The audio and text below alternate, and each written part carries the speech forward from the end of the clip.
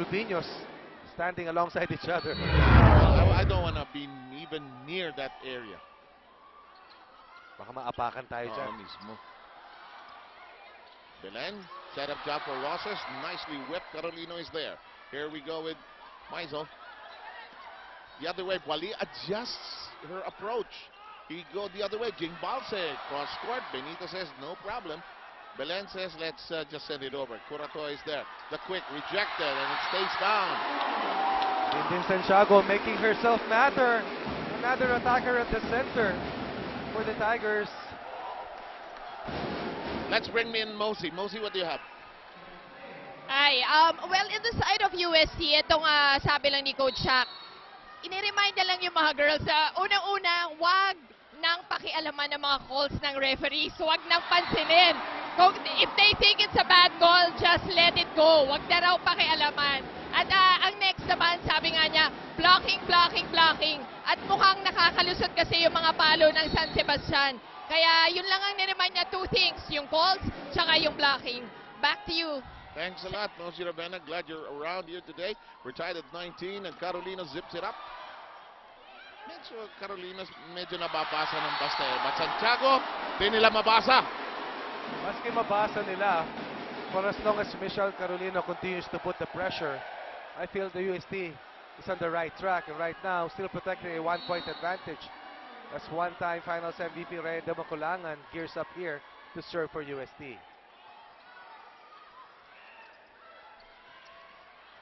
Curato is there. Carolino. That's a smart move. Michelle's been trying that. Finally, she knocks that one down.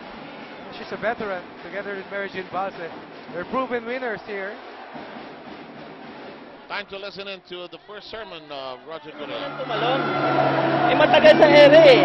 Pababa na kayo, pampas pa lang siya sa bola. Hayaan nyo muna siya. Kasi tumahan yung bola sa ulo ko nung nakita. Ha?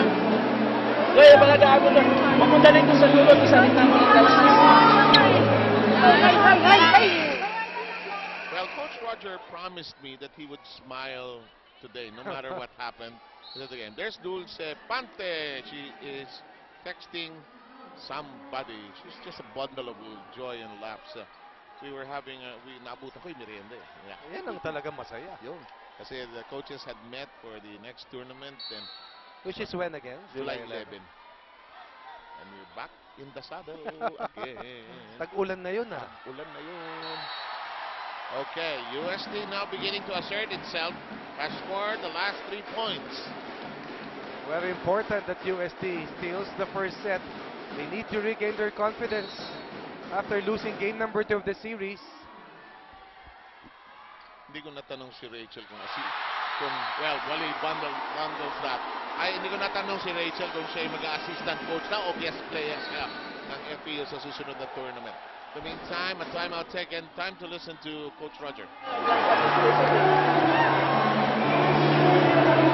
Pagdating kasi sa ganyan, kailangan yung di porket lang score nila, lamang sila, nininervyusin kayo. Dapat yan, lalo kayong tumapang kasi lamang yung kalaban, patapos na eh. Baliktad na nangyayari. Pag lamang sila, patapos na. Ayun pa yung kinakabahan. Dapat tumabang kayo. Ha? Piraso lang eh. Papapalo naman sa unahan eh.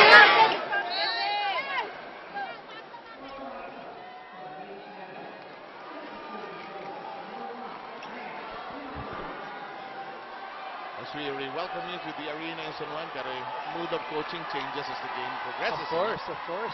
But what I liked about Mosey's report earlier is that Shaq Delisando is telling his team, boy, let me worry about the referees. It's a different way of saying just keep your focus on playing and let me worry about the officials. Excellent pick up that time by Belen. Oh! Walang sa usap. Hindi bola ni Aisa yun. Alam niya, nag-sorry siya.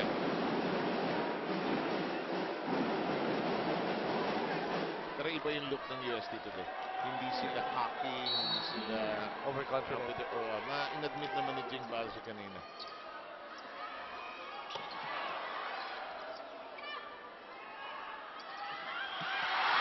Linis! thing that happened a while ago to UST. This time, Malay Cruz and Belen not communicating whose ball that was. I thought that was Belen's ball. But right now, UST a point away. Santiago on deck to UST for UST. Belen, Roses, long and out, and the first set belongs to the Lady Tigers of the University of Santo Tomas.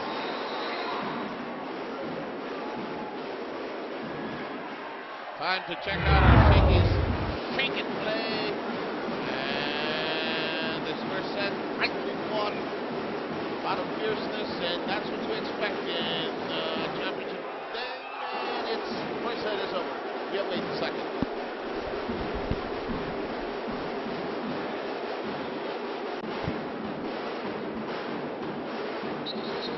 Okay, welcome to the threshold of the second set, and it is time for review of the numbers of the opening set. San Sebastian even had a hairline advantage in terms of attacks, but definitely you have to focus your attention on the blocking. That's why Dindin Santiago was inside for USD, I'd rather say. And as a result, that decision by Coach Shaq to send in Dindin Santiago to start the game for USD paying off for his squad, and they win the first set. Put more pressure on San Sebastian to play even better in set number 2. It was close and tight. Only 6 errors by San Sebastian, 5 by Uste. Heads up ball. In fact, they were really playing on alternating points. Until in the last part of the first. Bandang dulo nung umirmasyado ng Yes. 4 na straight. In the meantime, San Sebastian breaks the ice in set number 2. A bit of history in set number 2. After being down at 9-7 in the second set, there was a big run by San Sebastian, Yes. 11-0. You know that San Sebastian is capable of getting its points together. They caught UST on the wrong foot, and they may be catching them again here on the wrong foot. And USD needs to understand that there is a thin line between overconfidence and just enough confidence. And today, I hope that they've learned their lessons from game number 2. If they want to close out this series and finally get their 6th title, they have to put more pressure on San Sebastian in this particular set. Roses with a one-handed standing spike, and Wally ended up hitting on the floor, and UST has its first point. Liza Maiso's quickness is unparalleled. Tapos kaliwete pa. Yes, Kaliwete pa. You're bilis expecting umakyat. that power spike brought to you by PLDT My DSL. You're looking at the right hand, and suddenly it's actually the left hand that's hitting you, just like in any sport. Nice dump over that time by Benito. Returning the compliment is Carolino.